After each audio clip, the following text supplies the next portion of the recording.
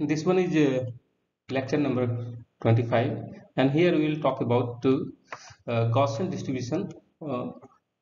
Before that, we will also discuss a few things about the cumulative distribution function as well. So, coming to outline of today's lecture, first I would like to talk about cumulative distribution function in detail. What are the application and how we can compute probability with the help of probability distribution, cumulative distribution function.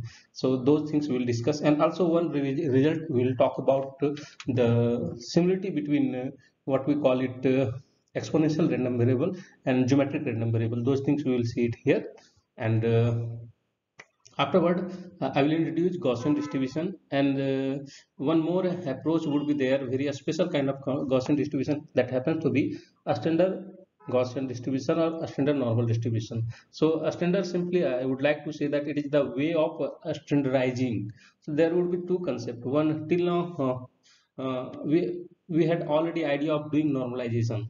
So now onward what will happen, there is one more concept that we are calling it a standardization. That means we always try to make symmetric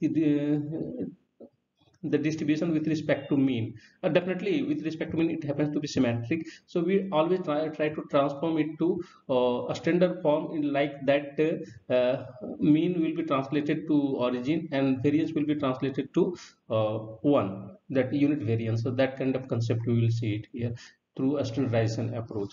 So coming to first part of lecture, that CDF, and the last class we had already expressed that what is CDF. So always remember that definition of CDF always say that it is talking about probability up to x.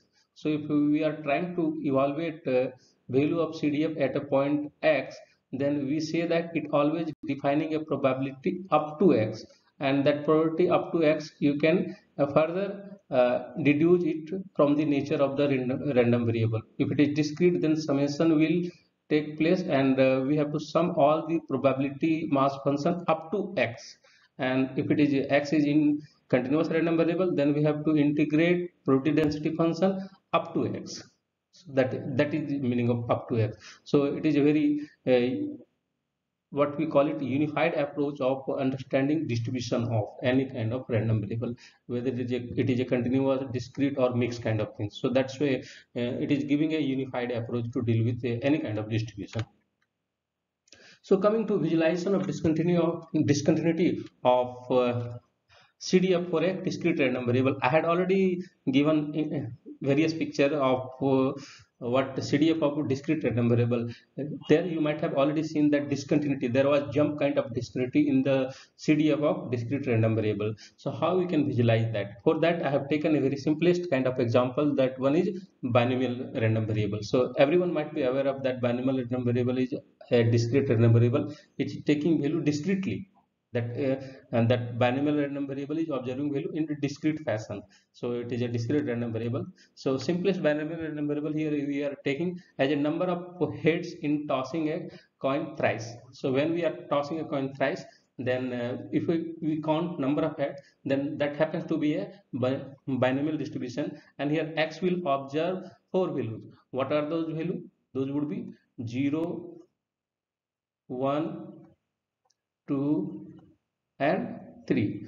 Thus these 4 values will be observed by x under this experiment of tossing a coin thrice. Okay, now we will easily get the probability mass function of this one. So what would be probability mass function? So very simple, I will give a unified approach of probability mass function that we had already expressed. So using binomial coefficient, so better denoted here the value of observed value of x by k, because here x is observing value in discrete fashion, and best notation for discrete we always go for k. So that's why I'm taking k notation. So k, it may be 0, it may be 1, it may be 2, it may be 3, and number of trials is what? 3. N is given here. N is given here. N equal to 3. One more information is that no information is given that whether coin is biased or unbiased. So by default you can take p equal to 1 by 2. the probability of success, you can take it 1 by 2. If no information regarding biasness is given, then by default you can assume that coin would be unbiased coin. That means probability of success would be probability of getting a head would be 0.5, and also probability of getting tail would be 0.5. By default you can take it. So due to that you are having all the information, so you can write the probability mass function of this binomial random variable. It would be what, n equal to 3, so 3 choose k, this one is binomial coefficient, p, value of p is 1 by 2, so 1 by 2 to the power k. Then probability of failure will come in together when you are talking about success. At the same time failure is happening, so probability of failure will be given by 1 minus p, that means 1 minus 1 by 2, it would be again 1 by 2, so to the power, how many failure you observe in the success of 3 trial.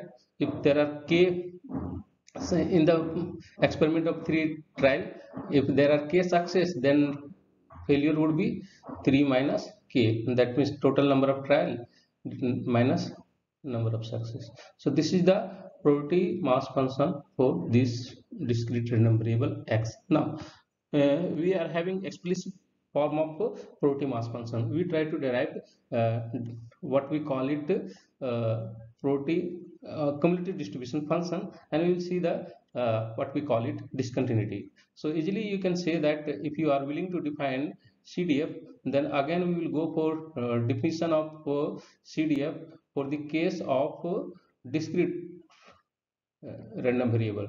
So x is a discrete random variable, so it will define in term of summation. It will say that you can say that, take notation here, f of x, call it f of x. So we are summing the probability mass function up to x, so k is less than equal to x, that in English term you can say that up to x, and we are summing all the probability mass function of this. Okay, so this is the situation, and now we'll see the easily, if you want to get explicit form, you can get it, derive it, and use this probability mass function, you will get the expression. But now my intention is here to just visualize the discontinuity. So how we can visualize? So focus on one point x equal to 1. Take one. So in the vicinity of 1, we try to find left hand limit of this function, this cumulative distribution function, and right hand limit of cumulative distribution function, and the functional value at the point x equal to 1. So we'll try to find all those, and we know from the definition of continuity, we have in calculus, you might have already gone through that a function would be continuous if left hand limit is equal to right hand limit equal to functional value, then we are saying that function is continuous. So same pattern we will apply it here. So first we are trying to find left hand limit, that means little bit left deviation leftward of 1. So that means delta is the what small deviation towards leftward at 1. Okay, so that's why we are trying to calculate left hand limit of function. So in order to that, we will evaluate CDF at 1 minus delta. So again we apply the definition of CDF. It says that it is actually probability up to 1 minus delta, that x is observing value up to 1 minus delta, and if you observe 1 minus delta little bit deviated, then definitely in that case, if you observe x, then in this case x is observing only one kind of outcome, that would be uh, 0 head. When here count is saying that less than 1, that means x is less than equal to 1 minus delta, it means that a little bit deviation, it says that x is less than 1. So x is less than 1 means we are having 0 heads, 0 heads. And what is the probability of 0 head? So probability of 0 head is just a 0 head means it is the event outcome talking about tail, tail, tail. In the all the three toss we are getting tail, tail, tail. Okay, so what is the probability of this outcome? It is 1 by 8. So we are getting the value of function at 1 minus delta equal to 1 by 8. What does it mean? It simply says that f of x is approaching 1 by 8 when x is approaching 1 from left. So it says that left hand limit, you can say this one in short, you can express it like this way. Left hand limit of f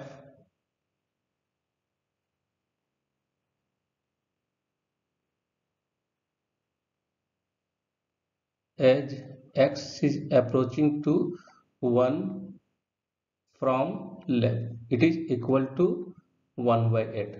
Now similarly we will try to calculate functional value at x equal to 1. We are moving from left to right. So here functional value, if you try to calculate functional value at x equal to 1, so it is what? It is probability up to x equal to 1. And what does it means? So when x is taking value up to 1, that means x will take value 0, x and 1, 0 and 1. So what is the probability? We have to find the probability with respect to x equal to 0. Also we have to find the probability for x equal to 1, and we have to sum it in order to get the value of CDF at x equal to 1, and that we are getting it is 1 by 2. The value of CDF at x equal to 1 is 1 by 2. So definitely we can say that left hand limit is not equal to the functional value. So itself here you can say that the function is CDF is discontinuous. Directly you can say that. But again look for right hand limit as well. So in order to evaluate right hand limit, so we have to take a right point in the vicinity of 1. That one is 1 plus delta. So evaluate there. So it will say that that probability up that x is observing value up to 1 plus delta. That again up to 1 plus delta means we observe head, how many heads? Up to 1 heads. So again if you calculate probability, that probability is coming 1 by 2. So we can say that CDF here in this scenario is right continuous, but it is having discontinuity from left. So that is the situation. Anyone having any question, you can ask. Otherwise I am going forward. So if you are saying that what is the unified form of representation of CDF? So in the unified form we can write the CDF of this binomial random variable by introducing unit step function u, that we are saying that. So if this one is the unified representation of CDF of what we call it, this binomial random variable. This is the unified, and this ux minus 1, ux minus 2, ux minus 3, all these are unit step function. You might be aware of unit step function from math 1. So it is defined like this way: u of x, that means it is centered around origin. So it is defined as like this way.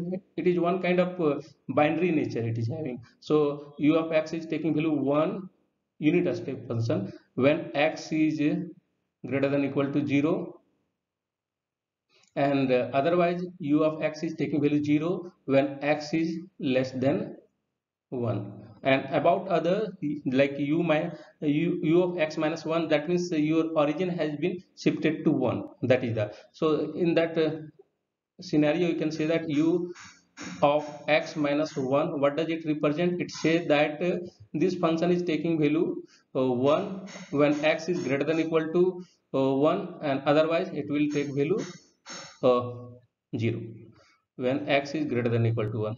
Just change of origin, what we are calling it. When x is less than 1, it is taking value 0. Likewise you can define this and this. So this one is the unified representation of CDF for this binomial random variable.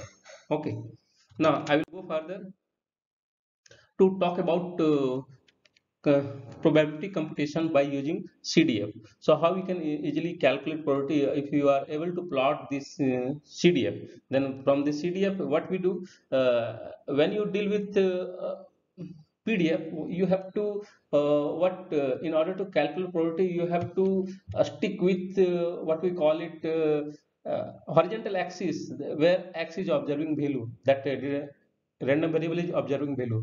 But when you are dealing with CDF, you have to stick with what we call it vertical axis, where that CDF is taking value. So that approach will come here. So it is a little bit what we call it tricky, but definitely simplification, and there is a simplified version. So we know that a CDF is defined as a probability up to x And suppose x is a continuous random variable, then we say that CDF is defined by the integral up to x of the density function. And hence, if you are having an explicit form of the what we call it CDF, cumulative distribution function, then directly we can calculate probability of that x is observing value between any number a and b. That means from the interval a and b, we can easily calculate by the finding the value of f at a and b and taking the difference. The difference directly it will give the value of probability. So you can see that it looks like little bit to what we call it definite integral, and this calculation is what it is very simple. Here we don't need to integrate. When you apply uh, density in order to calculate probability, what is happening that you have to integrate in a given interval. But if you are having explicit form of what we call it CDF, then easily by evaluating the value of CDF at terminal point, and after that you can take difference, and that difference will give probability. Easily you can see that. And we know that also the CDF is what it is increasing function, monotonically increasing function. So we can say that if b is greater than equal to a, and hence we can always claim that that value of CDF at b would be greater than equal to value of CDF at a. Why? Because it is an increasing function. In last class I had already discussed. So we can, from there we can claim that the probability just it is a genuine probability, because yeah, this difference would be greater than equal to 0. So we are getting a genuine probability with the help of CDF, or legitimate what we are calling it. So I will talk about graphical visualization of the same thing, that computational process of probability using CDF. So at hand you are having PDF. Now this one was the PDF. Now you apply this definition of CDF, and you converted a CDF PDF to CDF by integrating the PDF. Okay, so we are having this. This is the plot of CDF, and it is always you can see that it is monotonically increasing. Definitely it is having sigmoidal shape or S shape for normal distribution, but in total, if you increase the number of samples, definitely it will approach towards that in total what we are calling it. So here suppose you want to evaluate probability that x is observing value between this point and this point. Okay, call it b, a and b. So what you have to do, that means you have to find this area. This area you have to find it using PDF. But suppose you are having explicit that the plotting of CDF, what you do, you don't worry about that. Evaluate the value of CDF at this point and value of CDF at this point. That means you are getting this value and this value, and that will, this is the difference between f of b and f of a. So this value, this difference will give the desired PDF. So it is very simple to calculate PDF probability using CDF. This is the approach. Okay, one more thing that I would like to talk about the relation between geometric and exponential, that CDF of geometric and exponential. So you can say that geometric random variable, that CDF of geometric random variable, you will observe that it is just a discrete and discretized version of CDF of exponential random variable. So discretization approach will come, that in math 2 you might have already gone to that what we are calling it discretization. So till now, anyone is having any question? You can ask that.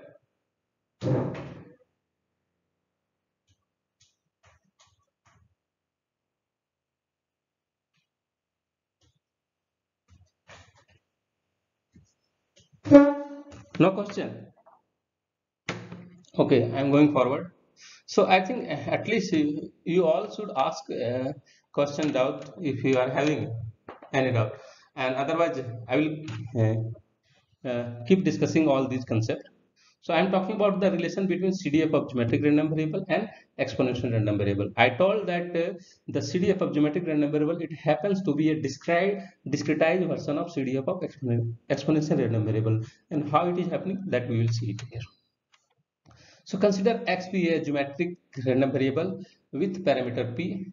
We know that geometric random variable, what is meaning of that? It is talking about number of trial till first success. X is counting number of trial till first success. So same thing it is defined. X is the number of trial till first success in the sequence of independent Bernoulli trial. Simply we say that simplest way to define geometric random variable. So we can define probability mass function for Bernoulli random variable. How? We can define it like this way. P, suppose it is probability of success of each trial. In each trial, P is the probability of success. We can say that we are getting failure. If X is observing value K, that means after we perform K number of trial in order to get first success. So that's way in the first K minus 1 trial we observe failure. What is the probability of failure? That probability of failure is 1 minus P. So that's way 1 minus P to the power K minus 1, and exactly at the K trial we are getting success. So that's where P is coming here. Okay. So this is the probability mass function for geometric random variable. Now we can define CDF for this geometric random variable. Again, how we can define it? So intensely I am not taking X, because if you are summing number of trial is always what? Integral value. So if you sum integers, again you will get integers. So in place of X I am taking N notation, summing. K is talking about that argument success. What are the success? How many trial you are performing, that in term of variable, and if you're summing up in that process up to, so in place of X we are taking it N. So in order to calculate CDF of the geometric random variable, you have to sum the probability mass function up to N. If you sum it up to N, then it is just what? It is just P is constant. It will come with respect to K, so it will come out of the summation. Just we have to sum this geometric term. It is geometric in nature. That means 1 minus P is a common ratio and power is 1 minus K minus 1. So geometric, if you sum it up and then sum, easily you can get it from the sum of geometric series. This is the directly it is giving the value of what we call it CDF for the geometric random variable. We got explicit representation of CDF of geometric random variable. Now we will talk about exponential random variable in the same fashion. So suppose we are taking a random variable X which is exponentially distributed. That means it demands a parameter, and lambda is the parameter of that exponential random variable. Okay, so if we say that X is exponential random variable, so definitely it will have a probability density function. That one would be what? Exponential. Exponential in nature, and it is defined like this way. I have here introduced that unit step function in order to that give unified approach of the density function. We know that it is taking value 1 when X is greater than equal to 0, and it is this U of X is taking value 0 when X is less than 0. Okay, so that's why this one is the unified approach of density of exponential random variable. So using this density, we can calculate the cumulative distribution function of this exponential random variable. How? We know that exponential random variable happens to be a continuous random variable, so we need to integrate the this PDF up to X. So we are integrating it up to X, and we know that from minus infinity to 0, the PDF is 0, so it will vanish. So only component will come from 0 to X. So we have to integrate PDF from 0 to X. If you integrate, it is just a simple exponential function. Easily you can integrate, and you are getting integration that CDF value. It is 1 minus e to the power minus lambda time X. So, and also what we do, if we take X less than 0, then for that case we know that PDF is 0, and hence the corresponding CDF would be also 0. So we don't need to calculate for X negative value of X. So that's why I have taken this in order to make the domain of CDF complete R. I have taken this unit step function. That means for X is less than 0, CDF is 0, and for X is greater than equal to 0, CDF is given by 1 minus e to the power minus lambda times X. So here from this CDF representation, really this one is a very nice representation, but we what we do, we want a very simple representation of CDF. So what we do, so in place of defining probability up to X, we will define probability of tail. That means after X. What is the probability of after X? So this we can say that it is probability of so one kind of what we do dichotomy of the what value of X, which divide X is observing value along horizontal axis. So we do define dichotomy here like this way. So better I would like to take a fixed point. So here x is variable in nature. So here I would like to take fixed point like this way, a. Suppose I am calling it a, any number a. Okay. So dichotomy, it is happening that like this way. This you can say that it is right tail, and it is saying that it is up to x. So this event you can say that left hand up to x, and right hand side. What is meaning of this one? This one tail, right tail. You can say that x is greater than a. Whatever value of x will observe, that would be definitely greater than a. So that one is right tail, you can say, and this one is up to x. So how we can calculate probability of up to x? So always we observe here dichotomy. That means complete all the value of x has been bifurcated into two parts, up to x and right tail. So we can say that both are also mutually exclusive. So we can say that probability of up to x plus probability probability of up to x plus probability of right tail, both will sum up to 1. It will sum up to 1. So that is the situation. So from here you can derive it a simple representation of probability of right tail. So from here what it implies? It implies that probability of right tail, that means x greater than equal to a, it would be 1 minus, what is this one? This one is your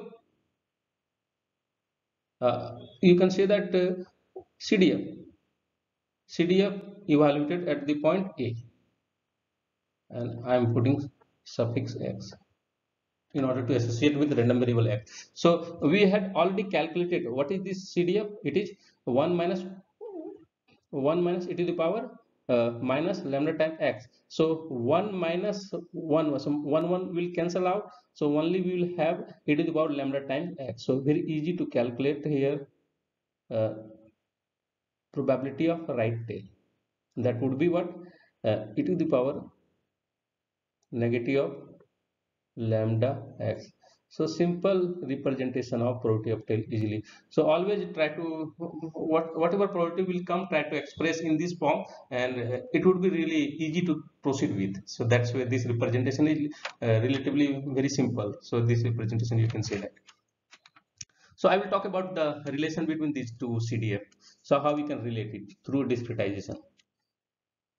So to compare the CDF of geometric and exponential random variable, we have to come up with the one width of the partition. That means suppose x is observing value along horizontal axis from sub interval, suppose here from here interval, and we do here partition of this interval into several subinterval.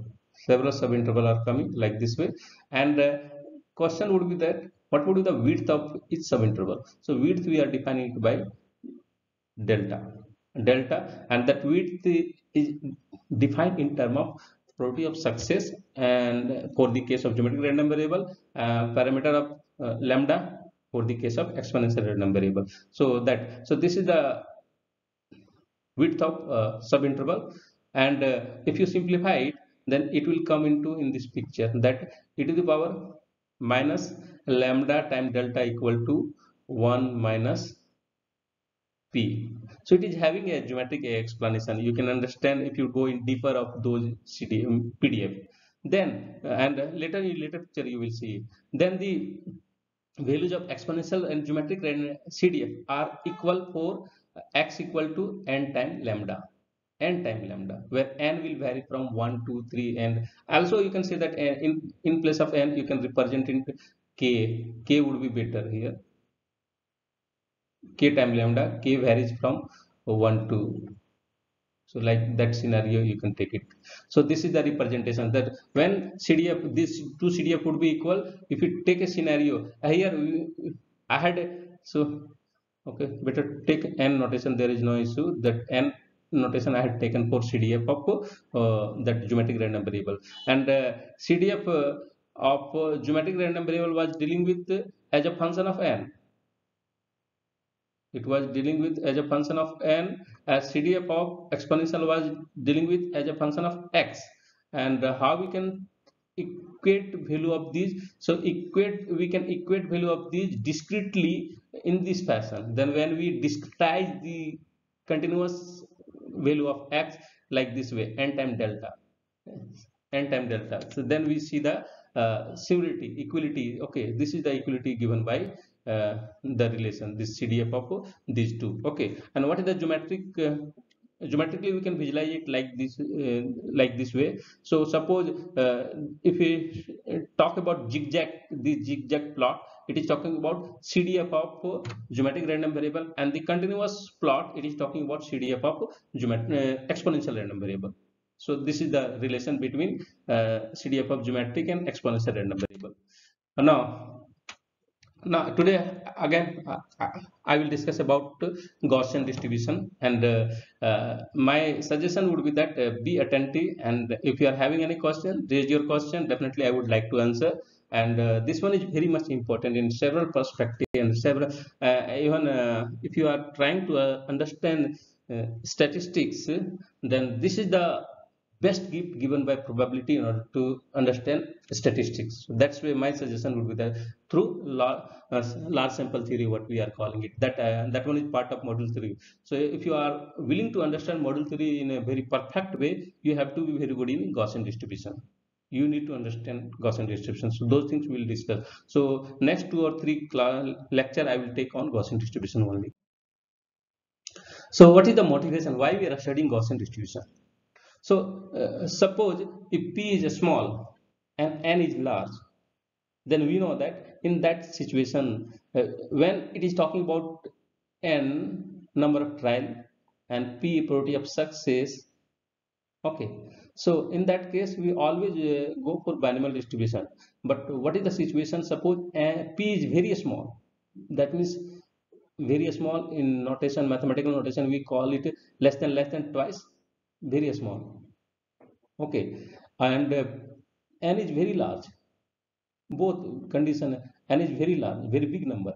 In that situation, if you are willing to calculate probability using binomial distribution, then computation would be very complicated. It will take time, and very lengthy calculation would be there.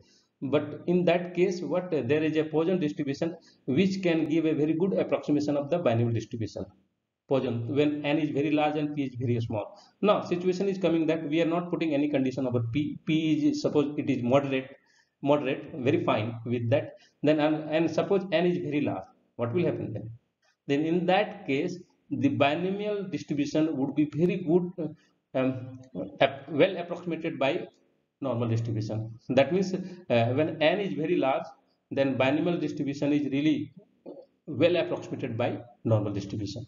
So that's way it is really important for binomial distribution as well in case of large. So situation we can see it like this way. Suppose all this data has been taken from binomial distribution. So here if you are taking number of trial 40, we are getting this kind of symmetric graph plot of histogram plot of what we are calling it. So and if you are taking increase n, then what this height is decreasing, and it is taking very smooth, so it is very rough kind of plot. If you try to interpolate all the points of this height peak, you will get a very rough kind of plot. And further if you increase n, then roughness will decrease. If you take n equal to 160, that means number trial is 160, then you are getting very nice kind of almost a smooth kind of plot, a smooth nature it is having when n is. So what is the plot of this one? If you keep on increasing, it is actually normal. So it is a normal approximation of the binomial distribution. So it is well approximated, it can be well explained by normal distribution.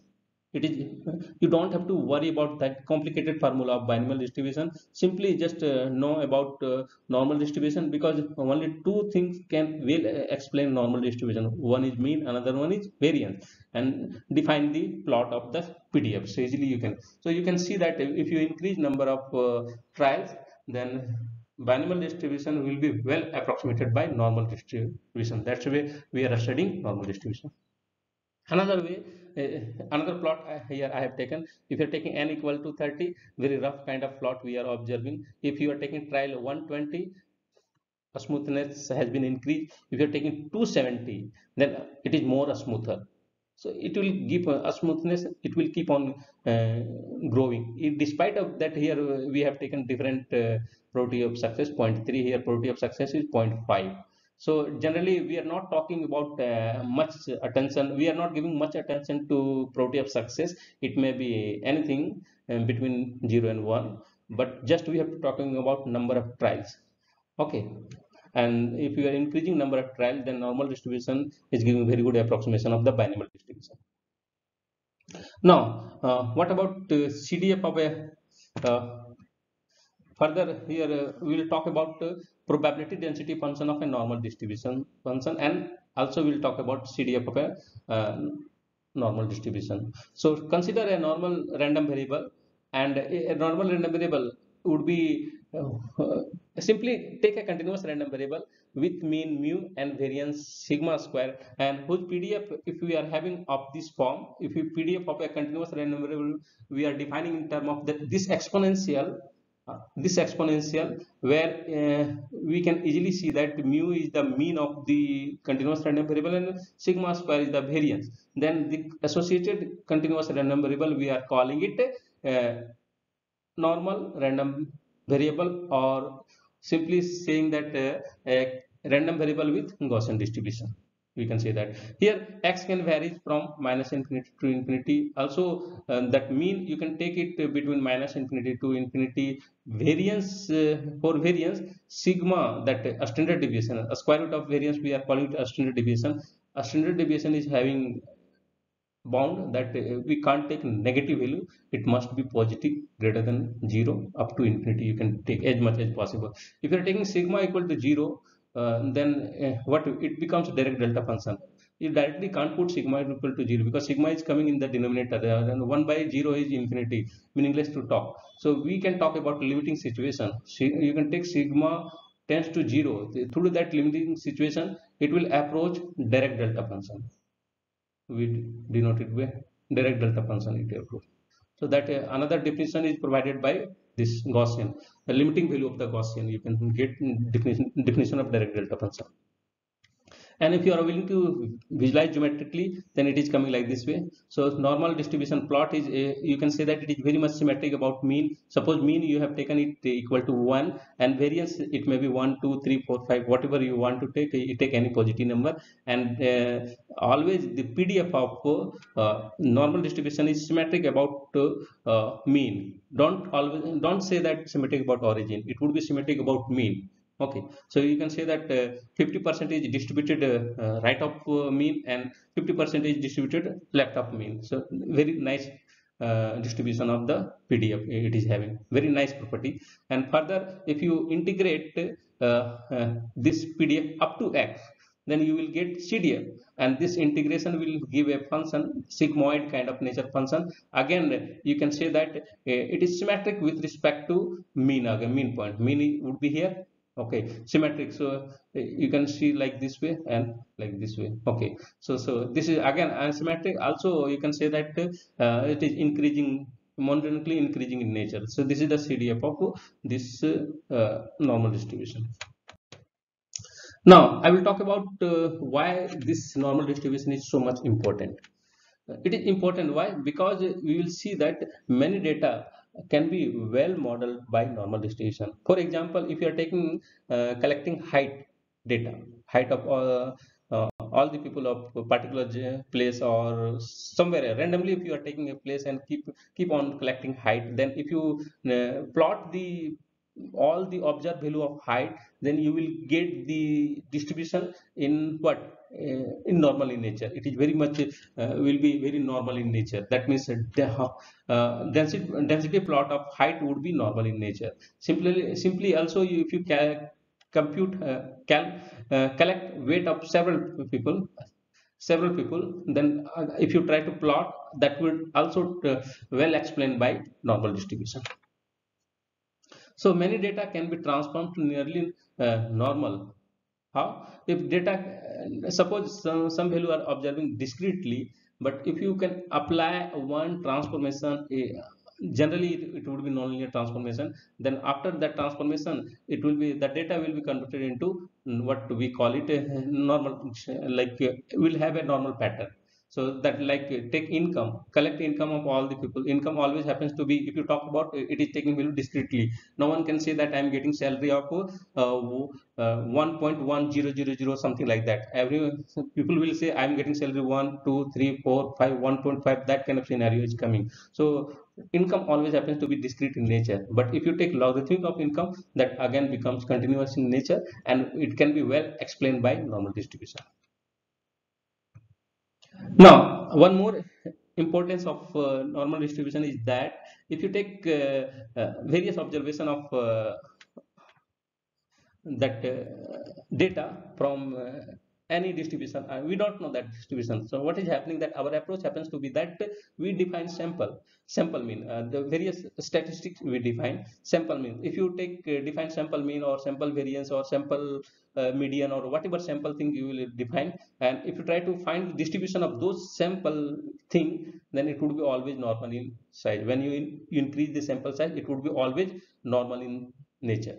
So sampling, simply I would like to say that sampling distribution is normal in nature.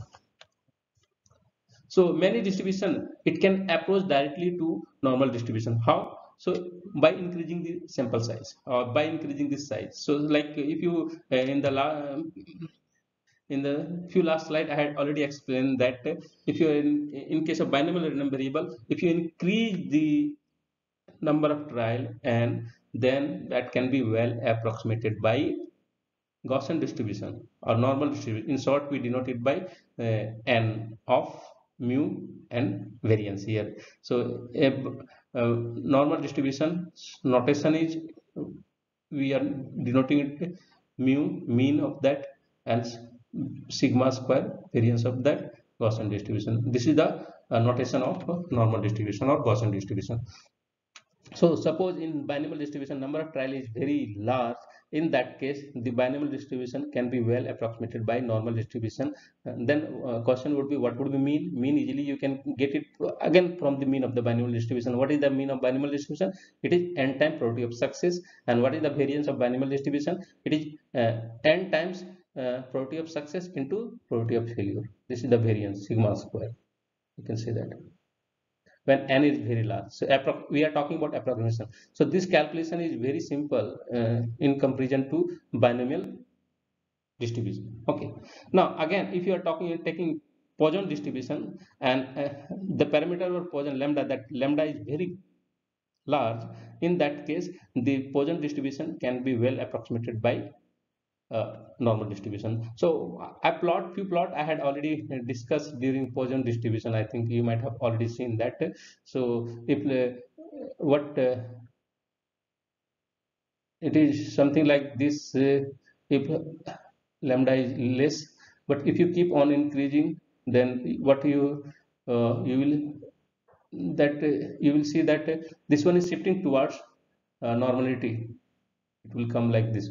For this one is for large lambda, it is coming like this. It is just moving towards normal nature, what I want to say. Now one more picture I will talk about, a standardization of a random variable. It is different from normalization of a random variable. I am talking about a standardization of a random variable. So at hand you are having a random variable x. Okay, then you know the mean of that random variable. Then also you somehow you can calculate variance of, if distribution of this x is given already to you, then you can calculate mean of that random variable. You can calculate variance of that random variable, that we are calling sigma square. Now afterward, what we do, we define a new random variable as a function of x, and that means divided by mean of that and normalized by sigma.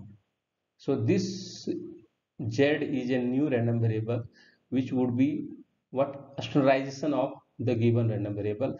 And one beauty with this z is that if you try to find mean of z would be 0, and variance of z would be 1. mean would be 0, and variance, if you calculate, it would be 1. So you know, you don't have to worry about much that because variance and mean both, you know, both are having explicit form 0 and 1. So usually you can get that is the story of subtraction of a random variable. Okay, regarding attendance, just mark your roll number there.